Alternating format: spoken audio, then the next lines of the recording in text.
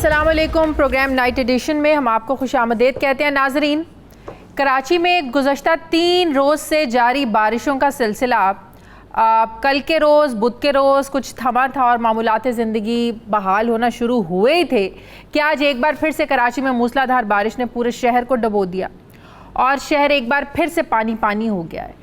शहरी फिर से ज़लील ख्वार हो रहे हैं और हुक्मरान जो हैं वो सिर्फ अपने इक़्तिदार के मज़े लूट रहे हैं। बारिश जब थमेगी, पानी उतरेगा, ये सियासी नुमाइंदे भी बाहर निकलेंगे, फिर 2-4 गलियों के राउंड लगाएंगे, मीडिया से बातचीत करेंगे, अपने हरीफों पर इल्ज़ामात लगाएंगे और फिर खुशी से जाकर अपने महलों में बैठेंगे, अपने दफातर में बैठेंगे और वही नॉर्मल रूटीन उनकी तो शुरू हो जाएगी।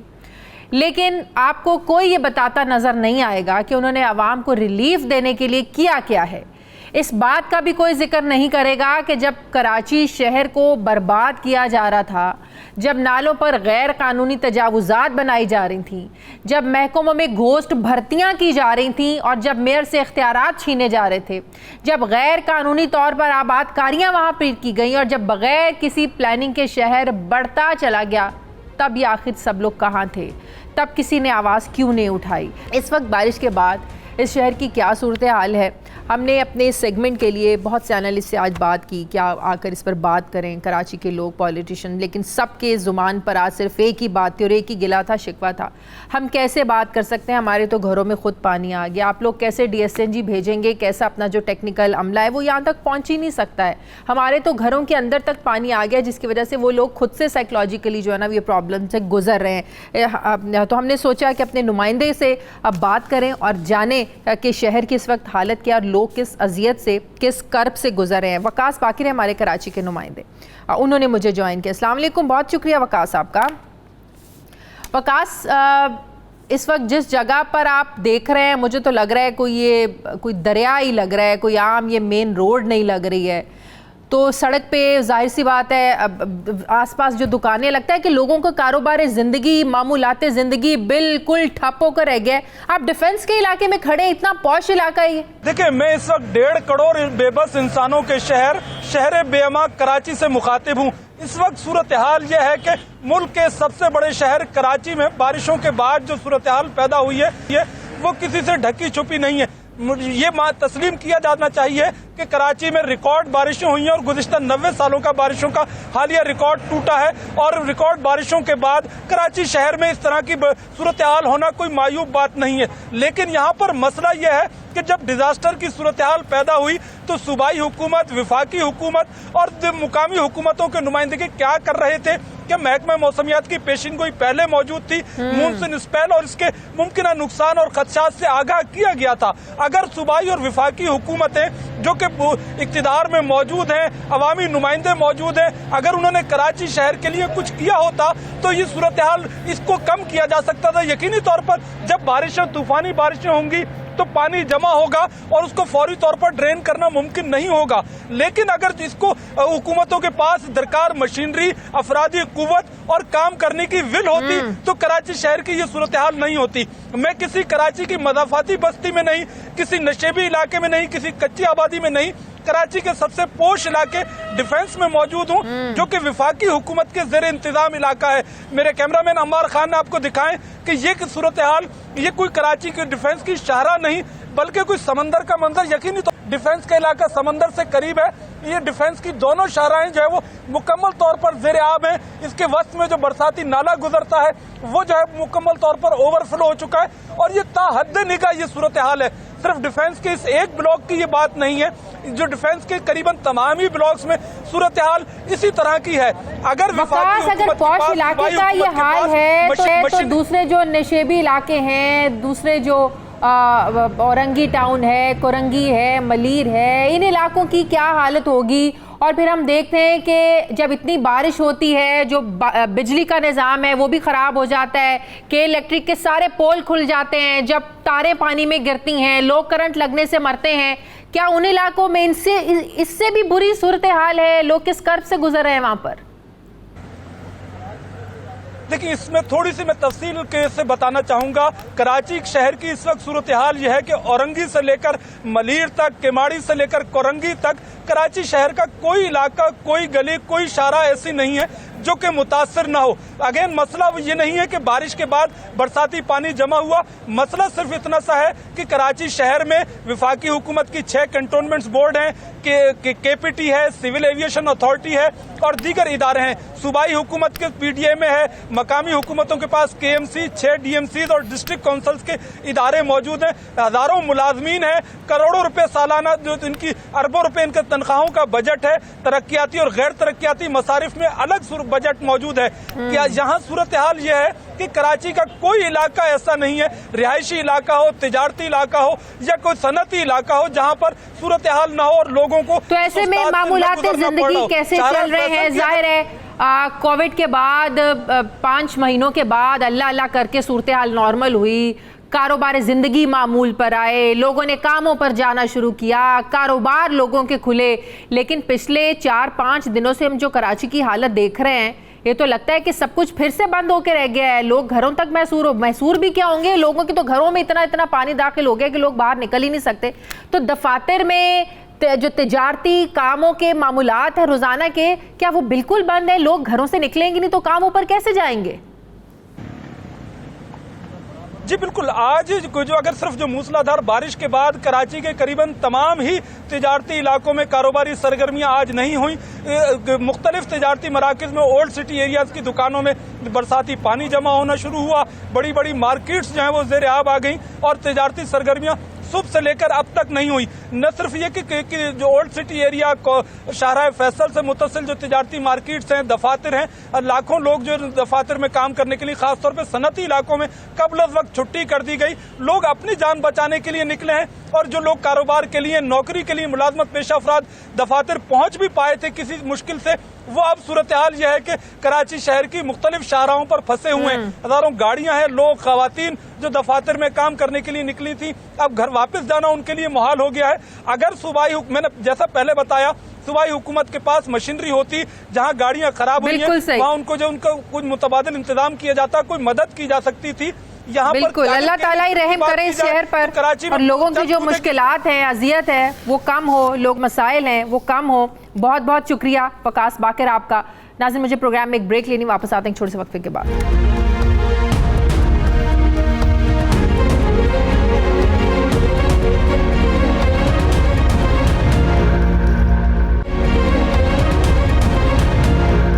ब्रेक के बाद एक बार फिर से आपको खुशामदीद कहते हैं। नाजरीन, विफाकी हुकूमत ने गैस सस्ती करने के हवाले से ओगरा के सिफारिशात को मुस्तरद कर दिया है। ओगरा ने गुज़श्ता महीने सुई नॉर्दर्न की मौजूदा कीमत में 6%, सुई सदर्न की कीमत में 2% कमी की सिफारिश की थी। पेट्रोलियम डिवीजन ने अवाम को रिलीफ क्यों नहीं दिया? आइंदा साल सिंध को किस हद तक गैस किल्लत का सामना करना पड़ेगा? सुप्रीम कोर्ट ने गैस कंपनीज को गैस इंफ्रास्ट्रक्चर डेवलपमेंट सीज की मद में हुकूमत को 417 अरब रुपए अदा करने का फैसला किया था। इस फैसले से हुकूमत को किस हद तक मुआशी इस्तेहकाम हासिल होगा? हुकूमत खैबर पख्तूनख्वा में किस हद तक गैस चोरी को रोकने में कामयाब हुई है? हालिया पेट्रोल बहरान की तहकीकात, इन्वेस्टिगेशन कहाँ तक पहुंची है? कितनी कंपनीज के खिलाफ अब तक जो है ना वो कार्रवाई हो चुकी है? मुल्क में यूरो 5 पेट्रोल की फराहमी से माहौलियाती आलूदगी किस हद तक कम होगी? IPP से हुकूमती मुआहदे के बाद क्या सस्ती बिजली आवाम को मुयस्सर होगी? हुकूमत मुल्क में मुतबादिल तवानाई के ज़राए के हवाले से क्या इकदाम कर रही है? और फिर CPAC के तहत वजारत पेट्रोलियम किन मंसूबों पर काम कर रही है? और सबसे बढ़कर वजारत पेट्रोलियम को इस वक्त किस किस्म के चैलेंजेस का सामना करना पड़ रहा है?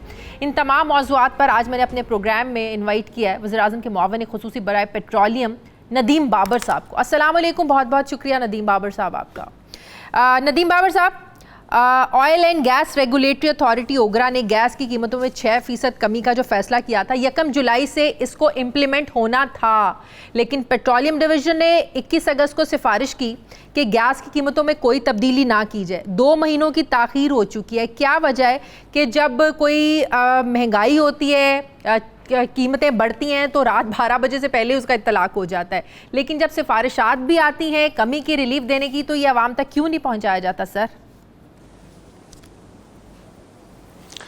शाज़िया, ये आप आधी बात कर रही हैं, सो मैं बात को मुकम्मल कर देता हूँ। जब इस हुकूमत ने बागडोर संभाली तो तकरीबन 145 अरब रुपए के पुराने वो कॉस्ट्स जो ओगरा ने तो रेकमेंड किए थे, लेकिन हुकूमत ने वो टैरिफ में शामिल नहीं किए थे। वो 145 अरब रुपए की सर्कुलर डेट खड़ी थी जी। सो इस वक्त जब 2 से 6% कमी की कैलकुलेशन ओगरा ने करके भेजी है, तो हम महसूस करते हैं पेट्रोलियम डिवीज़न में कि वो जो 145 अरब रुपए का सर्कुलर डेट का पहाड़ खड़ा है गैस साइड पे, जो इस हुकूमत ने विरसे में जिसको मिला था, हमें उसमें कुछ कमी करनी है ताकि आइंदा ये नंबर बढ़े भी ना और इसमें कुछ कमी लाई जा सके। सो ये 2 से 6% अमाउंट बहुत ज़्यादा नहीं बनता, इसलिए पेट्रोलियम डिवीज़न का ये मौक़िफ़ है कि हमें वही प्राइस मेंटेन करनी चाहिए। अच्छा। ये फाइनल डिसीजन इसकी तो काबीना करेगी और वो इंशाल्लाह अगले हफ्ते या 10 दिन में हम अपनी सिफारिशात काबीना को भेज देंगे। सही। अच्छा नदीम बाबर साहब, ये नॉर्थ साउथ गैस पाइपलाइन मंसूबा अगर आपकी ज़रूरियात को मद्देनज़र रखा जाए तो एक नागुज़ीर हो चुका है।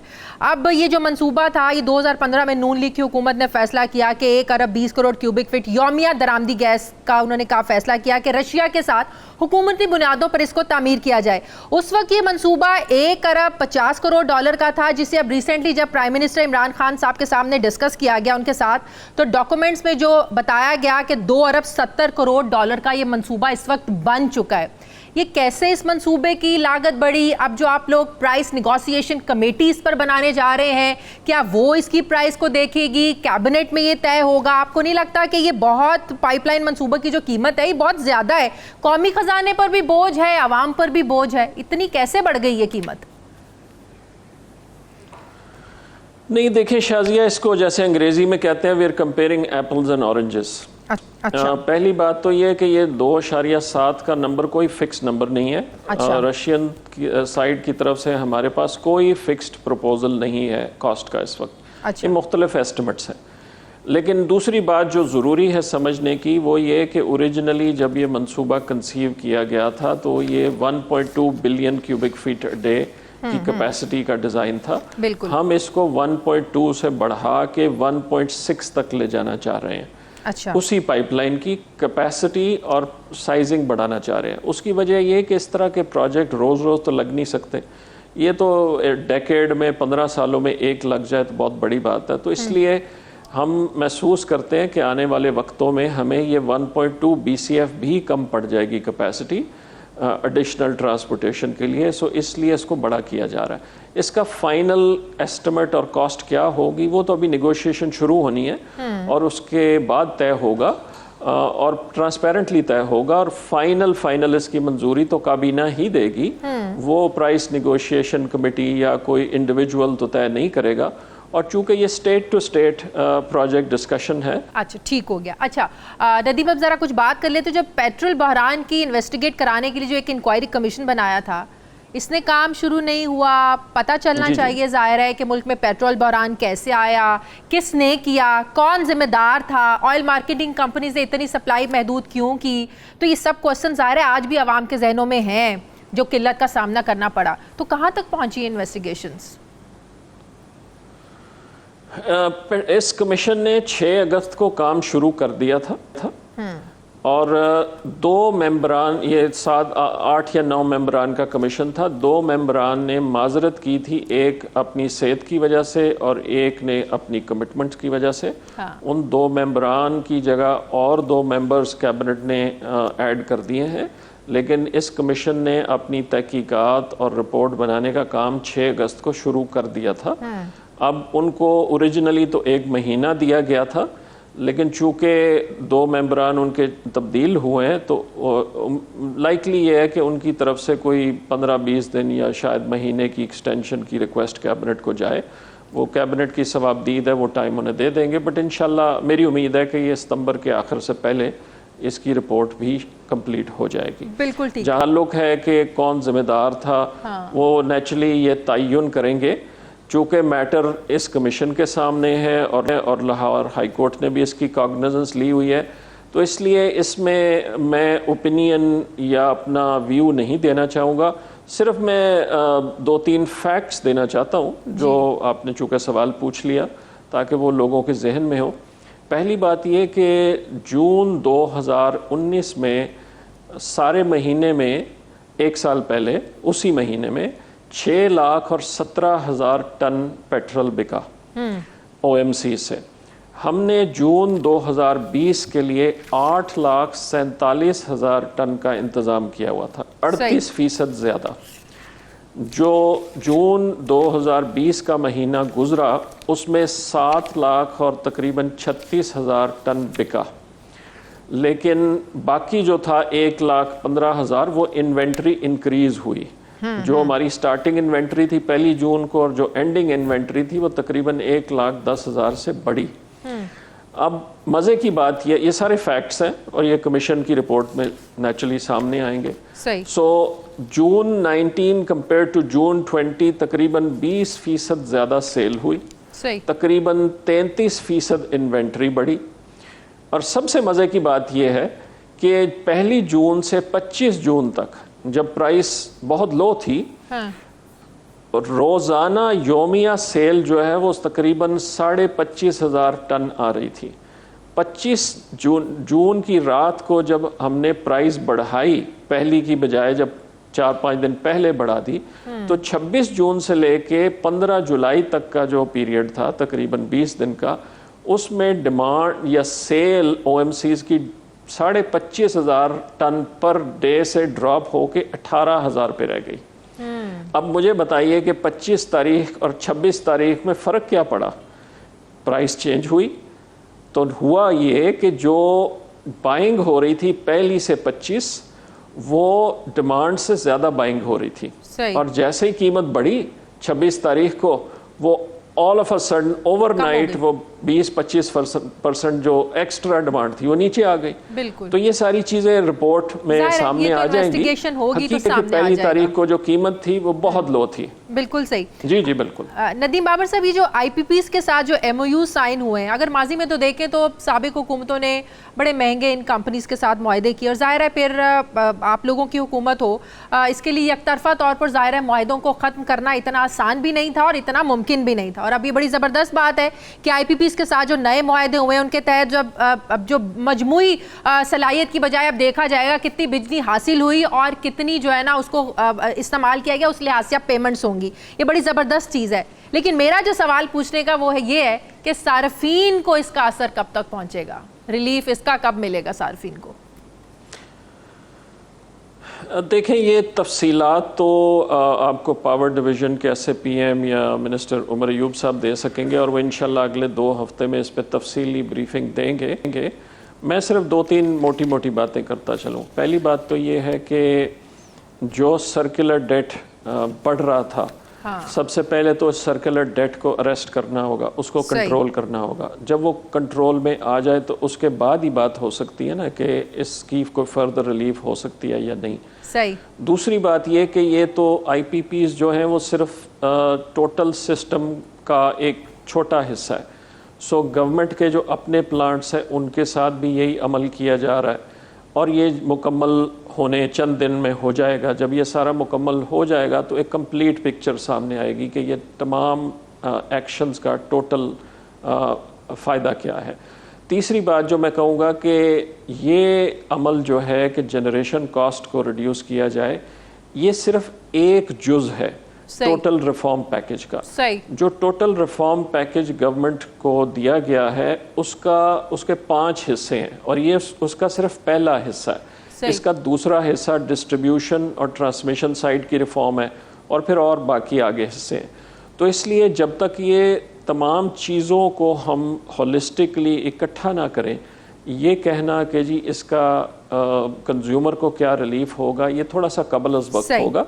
लेकिन तफसीलात इंशाल्लाह आपको 2 हफ्ते के अंदर सामने आना शुरू हो जाएगा। नदीम बाबर साहब, लास्ट वज़ीर-ए-आज़म इमरान खान पिछले 1 साल से मीटिंग्स में ये बात दोहराते आ रहे हैं, कहते आ रहे हैं कि जितनी भी तमाम सरकारी कंपनीज़ हैं यहाँ पर एडहॉकिज़म को ख़त्म किया जाए, परमानेंट जो अफसरान हैं MDs हैं उनको तैनात किया जाए। लेकिन हम देख रहे हैं कि सुई सदरन हो, नॉर्दर्न हो, इनमें सुई सदरन के जो MD हैं तुफैल साहब, और सुई सदरन के जो हैं अमीन राजपूत साहब, फिर इसी तरह PPL के जो MD हैं जनवरी 2019 से ये एडहॉकिज़म पर हैं, और कहा जाता है कि कैबिनेट से इनकी अप्रूवल भी नहीं ली गई। तो जब वज़ीर-ए-आज़म साहब एक बात को रिपीटेडली जो है ना वो कह रहे हैं मीटिंग्स में, तो क्यों एडहॉकिज़म को ख़त्म क्यों नहीं किया जा रहा? परमानेंट क्यों नहीं अफसरान लगाए जा रहे सर? देखें, जब मैं पेट्रोलियम डिवीज़न में आया तो हमारी तकरीबन 14 कंपनियां हैं जो वन वे और दी अदर पेट्रोलियम डिवीज़न से मुंसलिक है। इनमें तकरीबन सभी में एक्टिंग एमडीज़ या सम प्रोविजनल बेसिस पे काम चल रहा था। इनमें से तकरीबन 10 की हम परमानेंट एमडीज़ लगा चुके हैं। सुई सदरन का स्पेसिफिकली मैं आपको बता दूं कि सुई सदरन के बोर्ड ने 3 दफ़ा इसका एडवर्टाइजमेंट प्रोसेस किया है। पहली 2 दफ़ा उनको कोई भी ऐसा कैंडिडेट नहीं उनकी दानिस्त में मिल सका जो वो समझे कि वो इस कंपनी को रिफॉर्म कर सकते हैं। अब तीसरा प्रोसेस चल रहा है और तकरीबन मुकम्मल हो चुका है। और सुई सदरन इन पर्टिकुलर मैं इसलिए कह रहा हूँ कि सुई सदरन के ऊपर या उनके पुराने एमडीज़ के ऊपर मुख्तलिफ़ किस्म के जो LNG के हवाले से नैब की इंक्वायरीज़ चल रही हैं, जो आपको भी मालूम है, मैं उस तफसील में नहीं जाऊँगा। उसमें चूँकि सुई सदरन की कंपनी भी सिग्नेटरी है, तो इसलिए सुई सदरन में काफ़ी लोगों को, आउटसाइडर्स को अप्लाई करने में आप समझ लें कि कुछ कंसर्न या वरी था कि भाई ये पुरानी इन्वेस्टिगेशंस चल रही हैं। अच्छा। तो इसलिए वो तीसरी दफ़ा बोर्ड को एडवर्टाइज़ करना पड़ा है, लेकिन वो तकरीबन मुकम्मल हो चुका है उनका प्रोसेस। और मुझे उन्होंने यही बताया कि अगले 10-15 दिन में वो हमें अपनी रिकमेंडेशंस भेज देंगे। इसी तरह जो सुई नॉर्दर्न का वो प्रोसेस तो हमारा मुकम्मल हो चुका है, वो PM ऑफिस रिकमेंडेशंस जा चुकी हैं। इंशाल्लाह आने वाले चंद हफ्तों भी मुकम्मल। PPL भी उसी पोजीशन में है, वो भी सिलेक्शन हो चुकी है, शॉर्ट लिस्ट हो के हमारी तरफ से वो इस वक्त क्लियरेंस प्रोसेस में है। तो ये तीनों पोजीशन जो है इंशाल्लाह अगले महीने 1.5 में मुकम्मल हो जाएंगी। बहुत बहुत शुक्रिया, थैंक यू वेरी मच। वज़ीर आज़म के मुआविन खुसूसी बराए पेट्रोलियम नदीम बाबर साहब से हमने तफसीली गुफ्तगू की। नाज़रीन, मुझे प्रोग्राम में एक ब्रेक लेनी है, वापस आते हैं एक छोटे से वक्फे के बाद।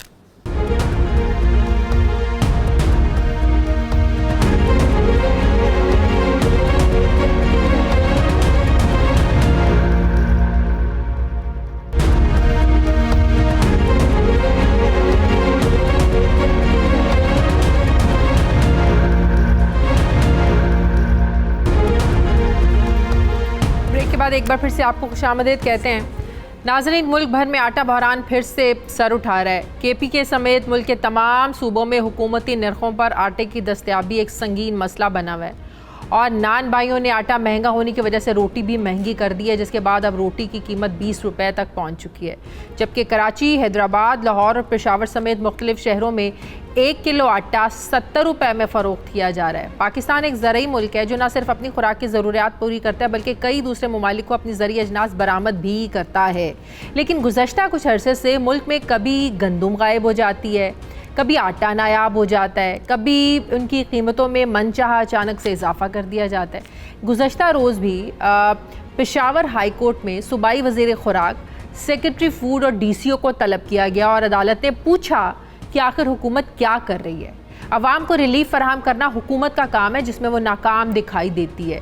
अवाम आटे के लिए दरबदर हो रहे हैं और किसी को परवाह नहीं है, जिस पर अदालत को ये बताया गया कि KPK हुकूमत ने पंजाब की पॉलिसी अपनाई है जिससे फ्लोर्स मिल्स एसोसिएशंस को नुकसान उठाना पड़ रहा है। खैबर पख्तूनख्वा को पंजाब से गंदम जो है ये महंगी मिल रही है। पंजाब गंदम पैदा करने वाला सबसे बड़ा सूबा है जो खैबर पख्तूनख्वा, सिंध, बलूचिस्तान और आज़ाद कश्मीर तक को गंदम और आटा फराम करता है, जबकि KPK में गंदम की मकामी पैदावार सूबे की मजमूई ज़रूरियात के 1/4 से भी बहुत कम है।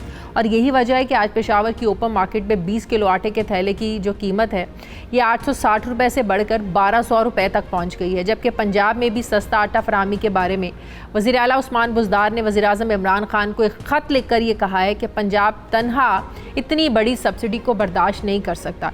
इसी बारे में हमारे ही प्रोग्राम में पंजाब के सीनियर वज़ीर सूबाई वज़ीर खुराक अलीम खान ने 2 रोज़ पहले ये कहा था कि पंजाब के ऊपर दीगर सूबों का भी बोझ है, सब्सिडी सिर्फ हम दे रहे हैं, दीगर सूबों को भी सब्सिडी देनी चाहिए। सुनिए ज़रा। हम अगर 860 रुपए का आटा दे रहे हैं तो उनको भी चाहिए कि वो भी इसको सब्सिडी दें। करें आप, सिर्फ पंजाब पे बोझ ना पड़े। सिर्फ पंजाब पे बोझ है इस वक्त, सिर्फ सिंध का नहीं है, केपी और बलूचिस्तान का भी है।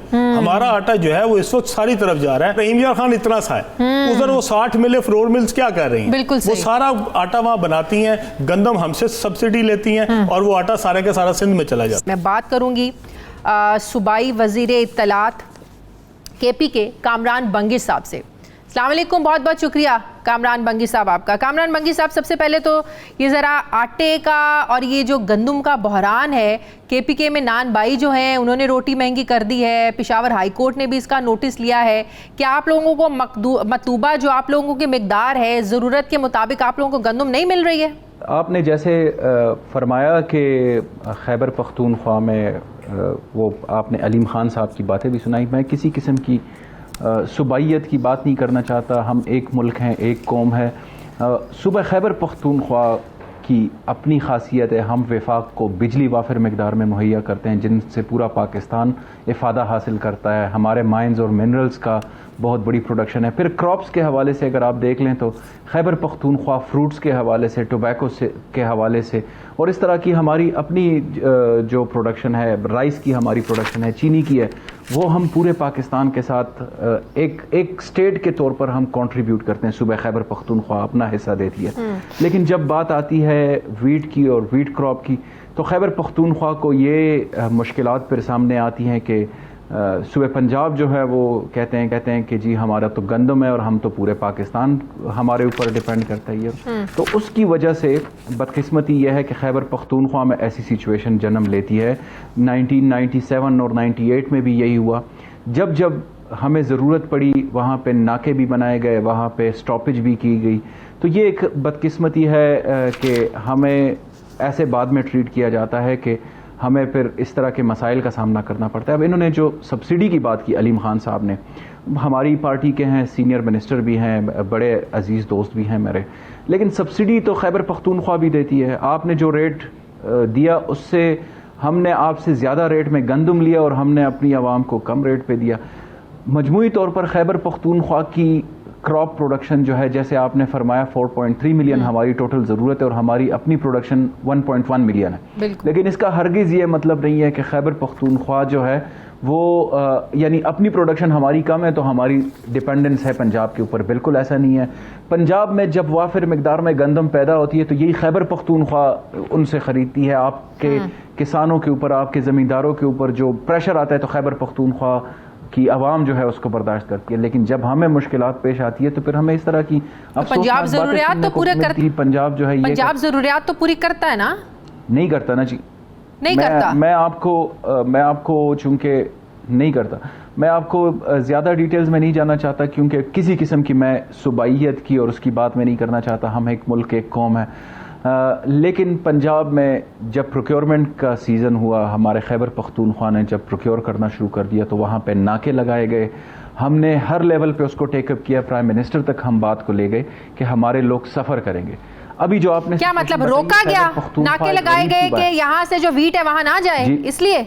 जी बिल्कुल, बिल्कुल। ये तो आईनी तौर पर तो बैनुल सूबाई नकलो हरमल जो है आटे की, चीनी की, ये तो आप रोक ही नहीं सकते। बिल्कुल आप ठीक कह रही हैं। ये पहली दफ़ा नहीं है, ये ऐसे नहीं है कि अलीम खान साहब ने किया, इससे पहले भी कई दफ़ा हुआ। हमारे तो इधर हम छोकर खाने पर मजबूर हो गए थे, ऐसे वक्त भी आया था।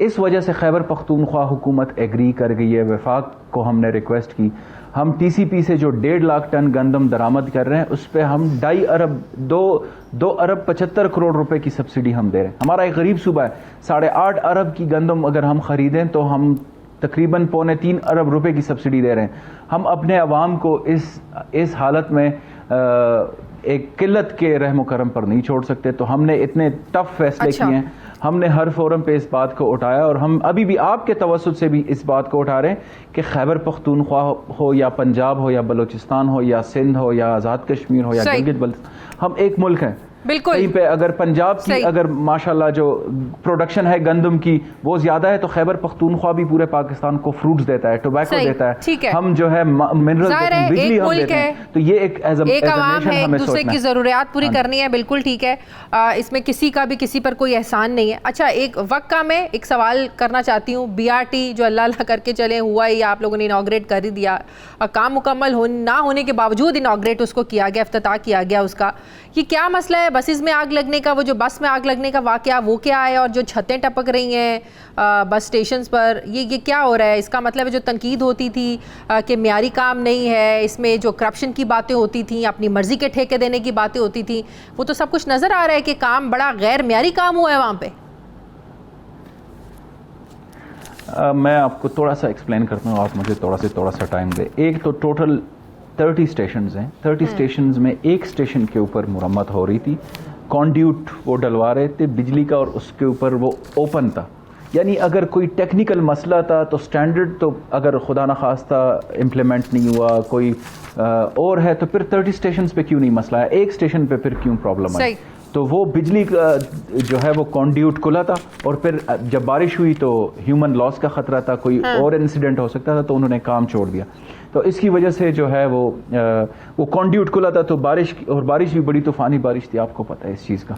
दूसरा, जो आपने बस में आग लगने की बात की, कल रात को ये सानहा पेश आया, मैं खुद वहाँ पे मौजूद था। ये आज जो है वो चाइना से भी टीम्स आना शुरू हो गई हैं। ये एक अनहोनी वाकया, इस पे हम देख रहे हैं कि क्या ये टेक्निकल मसला है या... बहुत बहुत शुक्रिया। सूबाई वज़ीर इत्तलात केपी के कामरान बंगी साहब हमारे साथ थे। नाज़रीन, मुझे प्रोग्राम में एक ब्रेक लेनी, वापस आते हैं एक वक्फे के बाद।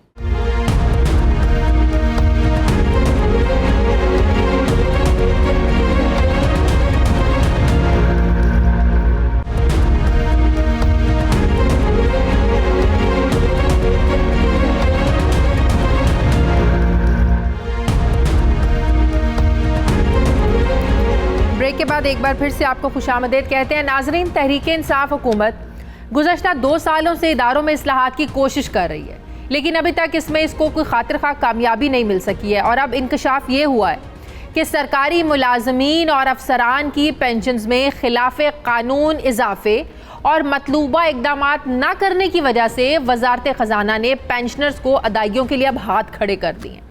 ज़राए का ये दावा है कि वजारत ख़जाना की जानिब से वज़ीर आज़म को एक रिपोर्ट पेश की गई है जिसमें होश उड़ा देने वाले इंकशाफात किए गए हैं। ज़राए के मुताबिक गुज़श्ता 3 सालों के दौरान कौमी ख़जाने पर पेंशन का बोझ 146 अरब रुपए इजाफे से बढ़कर 448 अरब रुपए तक पहुंच गया, और इस जारी माली साल में 22 अरब रुपए मजीद इजाफे के बाद ये जो है ना 470 अरब तक ये इजाफा हो जाएगा। और अब लम्हा फिक्रिया ये है कि कौमी ख़जाना पेंशनर्स का बोझ उठाने से अब कासिर है, जबकि अब ये फैसला किया गया है कि अक्टूबर में बैंकों और पाकिस्तान पोस्ट से बुक पर पेंशन लेने का जो सिस्टम है इसको ख़त्म कर दिया जाए। 13 लाख पेंशनर्स नवंबर से पेंशन की रकम सिर्फ बैंक अकाउंट के ज़रिए जो है वो वसूल कर सकेंगे। वजारत ख़जाना पेंशन की रकम का बंदोबस्त करने के लिए अब जो अल्टरनेट मुतबादिल है वो निज़ाम पेश करेगी, जबकि हर साल पेंशन फ़ंड्स की रकम और पेंशनर्स की तादाद में इजाफे, पेंशन फ़ंड्स में अदम ताउन और पेंशन फ़ंड्स में मुख्तलिफ अलाउंसेस की शमूलियत, खुद मुख्तार इदारों की जानिब से पेंशन की अदायगी, पेंशन की फराहमी और फैमिली पेंशन के मसाइल की वजह से अब जो पेंशन फ़ंड्स हैं ये गैर पायदार ये सिस्टम हो चुका है। वज़ीर आज़म ने इन तमाम मसाइल का नोटिस लिया है और इन मसाइल से निमटने के लिए वजारत ख़जाना को हतमी प्लान और सिफारिशात कैबिनेट इजलास में पेश करने की ये डायरेक्शंस दी हैं। जबकि अब खिलाफ कानून पेंशन बढ़ाने वाली सरकारी कंपनियों का फ्रांसिक ऑडिट भी होगा। इस पर मैं बात करूंगी। इस्लामाबाद के ब्यूरो चीफ सुहेल भट्टी ने मुझे ज्वाइन किया है। बहुत बहुत शुक्रिया सुहेल भट्टी आपका।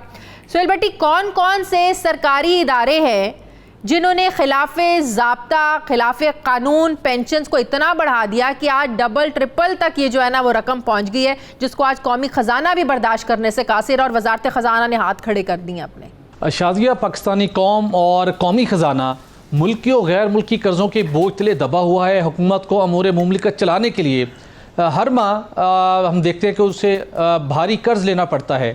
ऐसी सूरत हाल के दौरान प्राइम मिनिस्टर इमरान खान ने एक इनिशिएटिव लिया, कौम से वादा किया कि हम इस्लाहात करेंगे और माजी की हुकूमतों के जो गलत इकदाम थे, जो उनकी गलत स्ट्रेटजी थी, जिसके नतीजे में आज कौम को खमियाजा भुगतना पड़ रहा है, हम उससे निकलेंगे। मुख्तलिफ इनिशिएटिव लिए गए, लेकिन बहुत से मामला अभी तक कंक्लूड नहीं हो पा रहे। गुज़श्ता चंद रोज़ कबल प्राइम मिनिस्टर इमरान खान साहब को वज़ारत ख़जाना की जानिब से एक ब्रीफिंग दी गई, चूँकि जो सरकारी मुलाजमीन और अफसरान को पेंशन की अदायगियों का मामला है वो गुज़श्ता 3 सालों के दौरान 140 अरब रुपये इजाफे के साथ 470 अरब रुपये तक पहुँच चुका है। अच्छा, ये रकम जो पेंशन को मुसलसल अदा करना पड़ रही है, ये रकम कहीं से जनरेट नहीं हो पा रही। आप यूं समझ लीजिए कि हम कहीं ना कहीं से कर्ज लेते हैं जो बजट डेफिसिट के अंदर शामिल होता है और मुख्तलिफ लोगों को इसकी अदायगी कर दी जाती है। मुझे सिर्फ एक बात यहाँ पे क्लियर कर दें, ये जो पेंशन में इतना इजाफा हुआ है, ये पेंशनर्स की तादाद में इजाफे की वजह से इतना बोझ बढ़ा है या पेंशन्स में इजाफा किया गया है? देखिए, जो नाइट एडिशन को जो ये डॉक्यूमेंट मसूल हुए हैं, ये वो रिपोर्ट है जो वज़ारत ख़जाना ने प्राइम मिनिस्टर इमरान खान साहब को पेश की है। उसमें बताया गया कि एक तो मुख्तलिफ सरकारी इदारों की जानिब से खिलाफे कानून गुज़श्ता 3 सालों में बिलखसूस पेंशन की शरह में बहुत ज़्यादा इजाफा किया गया है और उसका बोझ पड़ा है कौमी खजाने के ऊपर। उसके साथ पेंशनर की तादाद में भी इजाफा हो रहा है। तो उन्होंने ये 2 बुनियादी वजूहात बताए हैं, जिसके नतीजे में प्राइम मिनिस्टर ने अब नोटिस लिया इस मामले का, ये फैसला कर लिया गया है कि वो तमाम सरकारी इदारे जिन्होंने वफाकी हुकूमत की डायरेक्शन के बरक्स खिलाफे कानून इकदाम उठाते हुए, क्योंकि मुख्तलिफ लोग अफसरान जो कंपनियों में मौजूद होते हैं उन्हें पता हमने रिटायर होना है, तो उन्होंने बहुत एबनॉर्मल वे में अपनी पेंशन में इजाफा किया, जिसका खमियाजा कौमी खजाने को भुगतना पड़ रहा है। और रवा माली साल के दौरान जो इसका हुजम है उसमें मजीद इजाफा होगा 22 अरब रुपए का। तो अब हम वजारत खजाना ने हाथ खड़े कर दिए, हम ये बोझ बर्दाश्त नहीं कर सकते। इस रिपोर्ट में यह भी बताया गया कि जो मजबूरी तौर तादाद है पेंशनर की वो 18 लाख से तजावज़ कर चुकी है, जिसके अंदर अभी भी 13 लाख ऐसे पेंशनर्स हैं जिनको हुकूमत को नहीं पता कि क्या उनको बराह रास्त पूरी पेंशन की रकम मिल रही है या नहीं, क्योंकि वो उनको दी जाती है नॉन डायरेक्ट क्रेडिट सिस्टम के जरिए से। वो एक बुक उनके पास होती है, बैंक जाते हैं या पाकिस्तान पोस्ट में उनसे वो पेंशन हासिल करते हैं, जिसमें इस बात का एक अंदाजा लगाया गया है कि अरबों रुपए का ये एक स्कैंडल है, जिसको रोकने के लिए हुकूमत ने एक बड़ा फैसला किया है, जिसका फायदा पहुंचेगा यकीनी तौर के ऊपर नवंबर में। सर्कुलर डेट के बाद निपटना जो है ना, वो इससे बड़ा चैलेंज लगता है कि जिस तरह सर्कुलर डेट से आज हुकूमत निपट रही है, उसके बाद पेंशन इतना बड़ा मसला हो गया है। तो कहा जा रहा है कि कुछ ऐसी भी तजावीज़ हैं, कट लगा दिया जाए, फ्रीज कर दिया जाए, ताकि हर साल इतनी रकम निकालना कोई सोर्स नहीं है, हुकूमत के पास कोई पता नहीं है कि कहाँ से आपने इतनी रकम को जनरेट करना है। तो कुछ ऐसा भी तजावीज़ हैं ज़ेर गौर कि इसको फ्रीज किया जाए या कट लगे इन पर? जी बिल्कुल शाजिया, इस मामले से अब निपटने के लिए 3 तजावीज़ के ऊपर काम जारी है, जो प्राइम मिनिस्टर इमरान खान ने डायरेक्शन दी है वजारत खजाना को, जो कि आइंदा हफ्ते वफाकी काबीना के सामने हतमी प्लान पेश करेगी। पहला फैसला ये किया गया है कि जो पे एंड पेंशन कमीशन कायम किया था, जिसने सिफारिशात तैयार करनी थी, उसकी हतमी सिफारिशात तैयार की जाएँ। जो 13 लाख ऐसे लोग हैं जो कि एक बुक के जरिए से बैंकों से पाकिस्तान पोस्ट पेंशन वसूल करते हैं, उनका ये सारी बुक्स अक्टूबर 2020 में ख़त्म कर दी जाएंगी और नवंबर में स्टेट बैंक ऑफ पाकिस्तान को हिदायत जारी कर दी गई हैं। वो इन तमाम के बैंक अकाउंट्स खुलेंगे और बरह रास्त रकम उनके अकाउंट्स में जाएगी, जहां से पता चल सकेगा कि गोश्त पेंशनर्स कितने हैं।